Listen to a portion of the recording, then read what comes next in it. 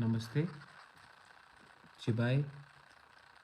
ये मेरा 2023 का सबसे पहला फेसबुक लाइव है और मैं आप सबको सबसे पहले नए साल का 2023 का शुभकामना देना चाहता हूँ। To all my people of Tripura, आपने बहुत मैसेजेस भेजा है मुझे मेरे हेल्थ के बारे, मेरे स्वास्थ्य के बारे पूछने के लिए कि आपका तबीयत कैसा है। पहले से काफ़ी ठीक है और मैं आप सबको थैंक यू, धन्यवाद, हम बाय बोलना चाहता हूँ क्योंकि आपने अपने घर में मेरे लिए प्रार्थना किया, पूजा किया, प्रेयर किया, दुआ मांगा और आज थोड़ा सा हेल्थ ठीक हुआ है। कमज़ोरी अभी भी है लेकिन मैं पूरा उम्मीद करता हूँ कि थोड़े दिन के बाद मैं फुल्ली फिट होकर मैदान में, ज़मीन में आकर आपके साथ कंधे से कंधा मिलाकर अपना मूवमेंट को जारी रखूँगा। आपने इतना प्यार दिया है मुझे खबर मिला कि गांव-गांव से बूढ़े औरत लोग ने, माँ लोग ने मेरे लिए पूजा किया है, प्रार्थना किया है। आपने इतना प्यार दिया है मुझे, बुबागरा को आपने इतना प्यार दिया है और बुबागरा भी आपको बोलना चाहता है। ये नया साल है 2023। आई love all of you all. आप एक बात समझ लीजिए, आज जो भी मैं हूँ, जो भी मैं कर रहा हूँ, अपने लिए नहीं, आपके लिए कर रहा हूँ, जो गांव में उम्मीद लगाकर बैठा है कि इस बार हमारा बुबागरा हमको कुछ देगा। इस बार हमारा बुबागरा हमारे तिपरासा, हमारे त्रिपुरा के सब लोगों को, क्रिश्चियन हो, हिंदू हो, मुस्लिम हो, ईसाई हो, कोई भी हो, बुद्धिस्ट हो, हमें कुछ मिलेगा। हमारा भविष्य, हमारा नेक्स्ट जनरेशन को कुछ मिलेगा। और मैं आपको बोलता हूँ, एक बात तो पक्का है कि मैं अपने लोगों को बहुत प्यार करता हूँ और अपने लोगों को कुछ दूँगा। आज फेसबुक लाइव 2023 मेरा सबसे पहला फेसबुक लाइव है और इस लाइव में मैं आपको एक चीज़ क्लियरली, एक मेरा मैसेज है आज के लिए।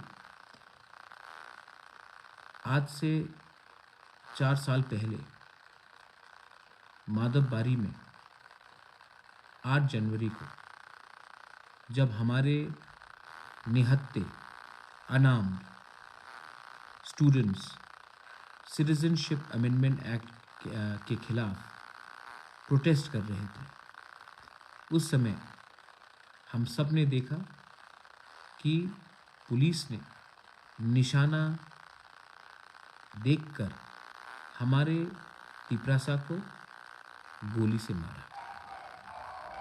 और ये बात बहुत क्लियर है कि उस दिन जब हमारे लोगों को, जिनके हाथ में कुछ हथियार भी नहीं था, उनको जब आपने निशाना देखकर हमारे लोगों को मारा, उस दिन आज भी मेरे दिल के अंदर है। ये जो ज़ख्म है वो आज भी हमारे अंदर है।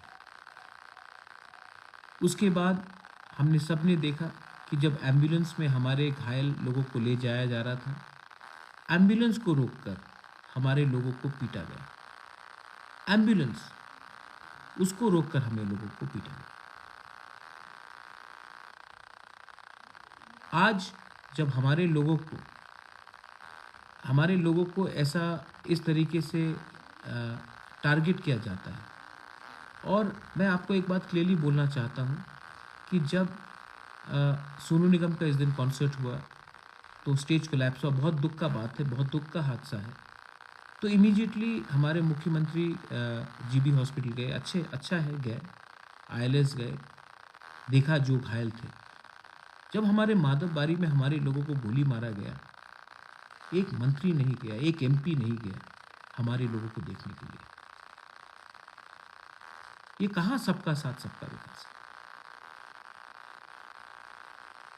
अगर कोई मंत्री के एस्कॉर्ट या कॉन्वॉय में कोई साधारण इंसान बीच में आ जाता है तो हमारे मंत्री लोग या एमपी लोग ट्रैफिक कांस्टेबल को सस्पेंड करते हैं, लेकिन 5 आदमी को गोली मारा गया और एक ऑफिसर भी ट्रांसफर नहीं हुआ, सस्पेंड नहीं हुआ।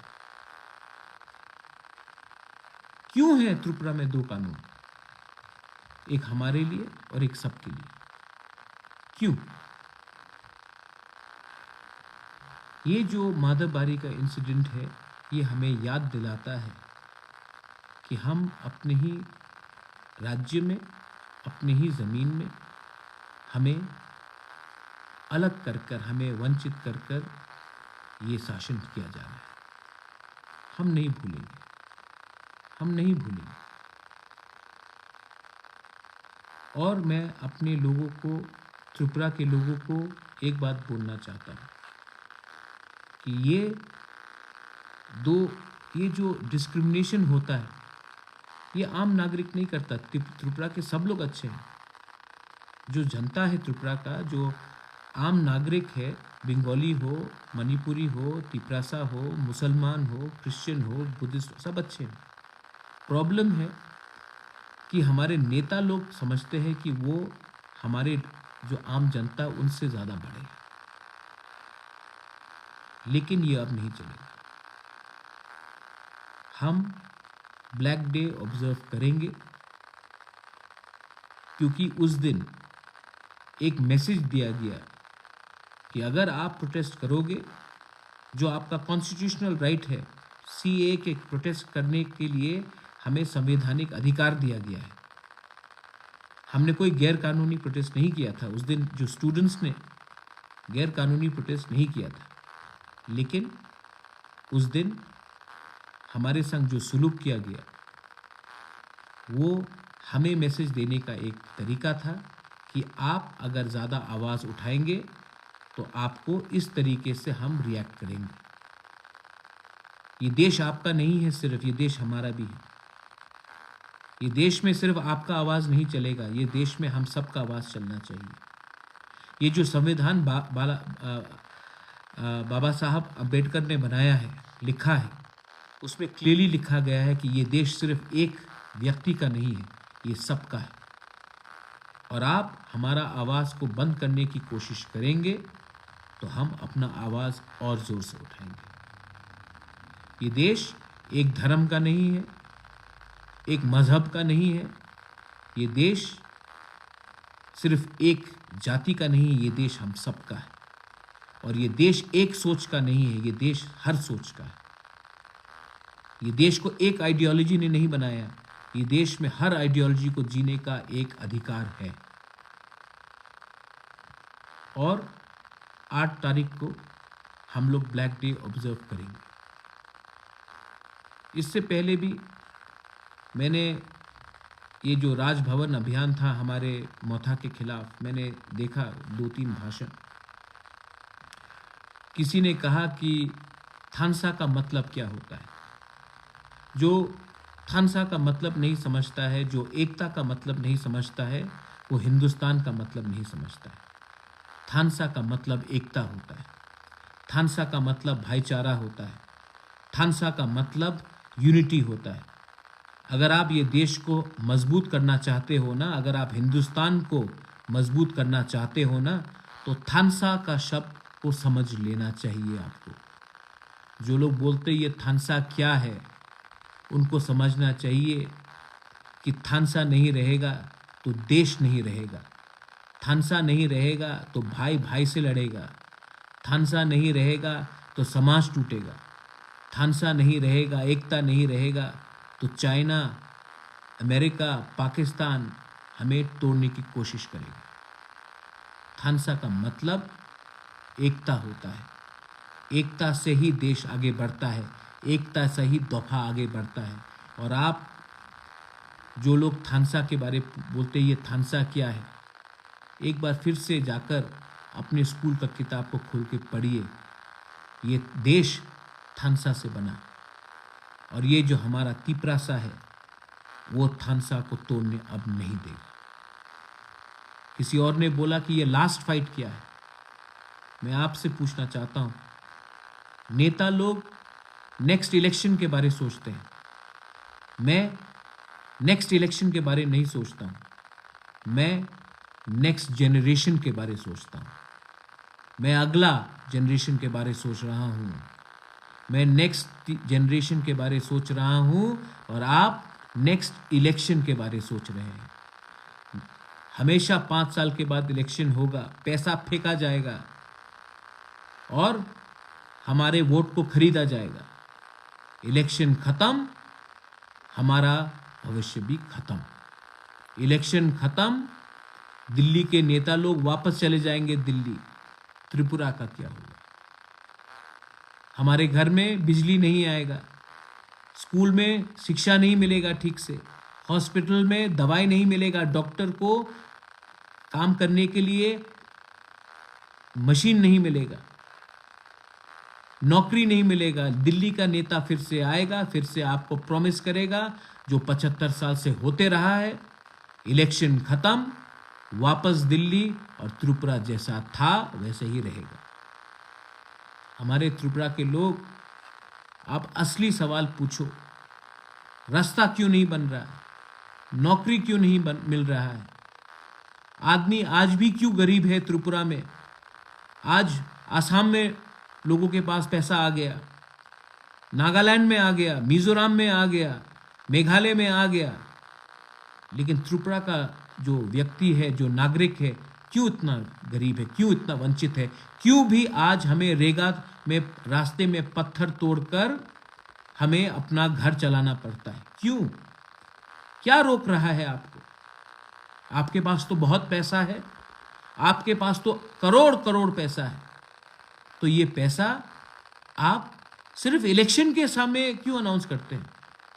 इलेक्शन के 1 महीने पहले ही आपको क्यों नींद से आप उठकर बोलते हैं कि त्रिपुरा को हम ये देंगे, त्रिपुरा को हम वो देंगे, त्रिपुरा को इतना करोड़ रुपया देंगे। 5 साल तक आप क्यों सो के बैठे थे? इलेक्शन के पहले ही आप क्यों उठते हैं? त्रिपुरा के लोगों को क्यों बेवकूफ बनाते हैं? ये आप 1 साल पहले अनाउंस नहीं कर सकते थे? ये आप 6 महीने पहले अनाउंस नहीं कर सकते थे? इलेक्शन के पहले मेरे त्रिपुरा के प्यारे लोग ये आएंगे, फिर से वादा करेंगे, इलेक्शन खत्म, वापस वही जो हमारा कंडीशन था वही रहेगा। आप लोग एक बात तय कर लो, सिस्टम को चेंज करना है कि नहीं। अगर सिस्टम को चेंज करना है तो अपने ऊपर विश्वास करो, अपने ऊपर विश्वास करो। ये सिस्टम सड़ चुका है। हमारे त्रिपुरा के लोग बहुत अच्छे हैं, सब लोग सीधे हैं, सिंपल हैं, ईमानदार हैं, और हमें बेवकूफ़ बनाया जाता है। हमारे लीडर लोग खराब हैं। हमारे लीडर, कुछ, सब नहीं, कुछ लोग स्वार्थी हो गए हैं। थोड़ा पैसा मिला तो अपने आइडियोलॉजी को कॉम्प्रोमाइज़ करो, थोड़ा पैसा मिला तो अपने सपोर्टर को, अपने लोगों को बेवकूफ़ बनाकर बेच दो। ये पैसा ना पूरी ज़िंदगी आपके जेब में, आपके बैंक में नहीं रहेगा। हमें अधिकार चाहिए, हमें राइट्स चाहिए। हमारा फाइट हमारा सर्वाइवल और एग्जिस्टेंस के लिए है। आज मंदिर और मस्जिद के बारे हम बात कर रहे हैं, हॉस्पिटल के बारे में बात करना चाहिए। आज हम धर्म में बात कर रहे हैं कि ये इसका ये धर्म है, इसका वो धर्म है। स्कूल में टीचर नहीं है, बच्चे को शिक्षा मिलना चाहिए, वो बात नहीं करेंगे आप।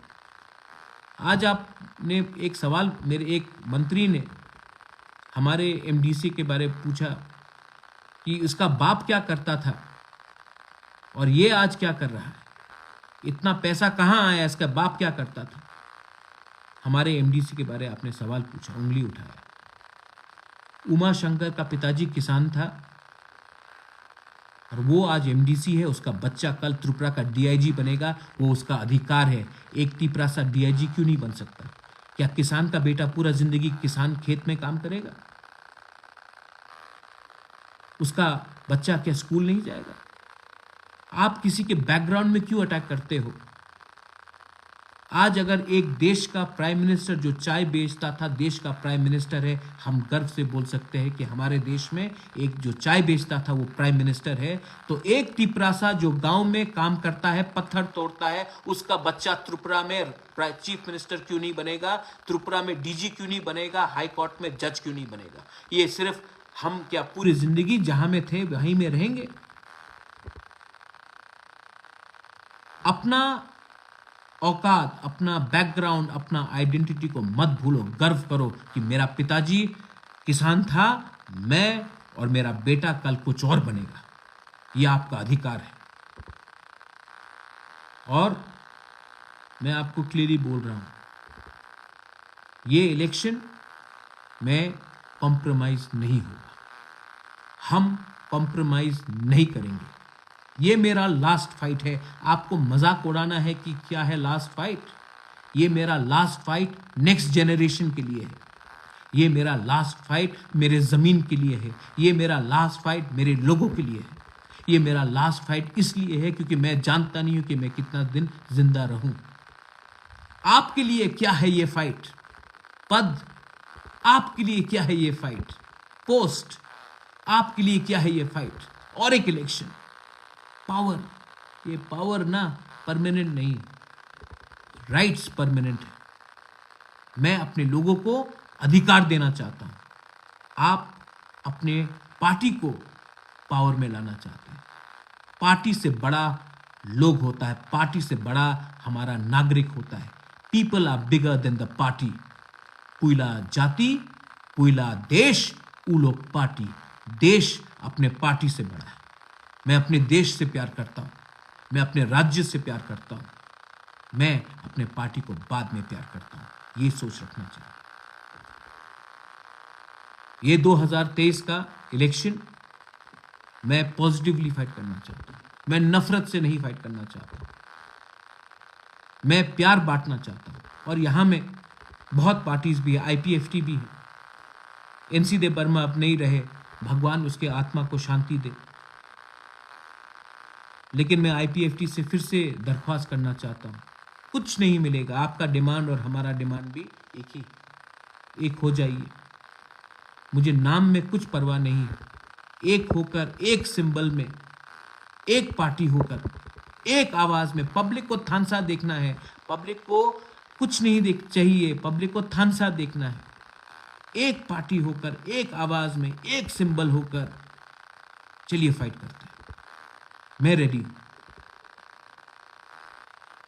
पब्लिक को जो चाहिए, हमारे लोगों को, गरीब जनता को यही चाहिए। गरीब जनता आशा कर रहा है। और अगर हम अपने स्वार्थ के लिए अगर हमने जनता का दिल तोड़ा ना, तो भगवान भी कभी हमें माफ नहीं करेगा। ये एक राइट चांस है हमें एक होने के लिए। और मैं आप सबको अपील करता हूं, आईपीएफटी को अपील करता हूं, नाम में क्या लिखा है, नाम जो भी होगा आप डिसाइड कीजिए। सिंबल एक होना चाहिए, तिपरासा को एक होना चाहिए, मुसलमान को एक होना चाहिए, हिंदू बंगाली को एक होना चाहिए, मणिपुरी आदिवासी को एक होना चाहिए। और एक होकर हमें एक आवाज में इस बार फाइट करना चाहिए। 2023 should be a great year for everyone. I wish you all the best. I want you to be positive. नफरत मत बांटो, प्यार बांटो। नफरत से किसी को कुछ नहीं मिलता है। प्यार बांटने से, थानसा करने से एकता होता है। आज जब माधवबारी में हमारे आज से 4 साल पहले जब गोली मारा गया, वो टीएसएफ को गोली नहीं मारा गया, वो नेसो को गोली नहीं मारा गया, वो मोथा को गोली नहीं मारा गया, वो सीपीएम, बीजेपी, कांग्रेस को गोली नहीं मारा गया। जिस दिन गोली लगा था ना माधवबारी में, वो गोली तिपरासा को मारा गया। एक होइए, उठिए, प्यार बांटिए और शांति रखिए। वायलेंस नहीं होना चाहिए। हम शांति से अपना बात रखेंगे और शांति से आगे बढ़ेंगे। ये मेरा मैसेज है। I love all of you all. Please be united and don't spread hate. और एक होइए। I love all of you. बेलाई बेलाई नो हमबाई। धन्यवाद। खुलुमका। God bless all of you all. Long live Tipra Motha, long live Tipra Satokha, long live Tripura, long live Thansa, Ekta, long live India.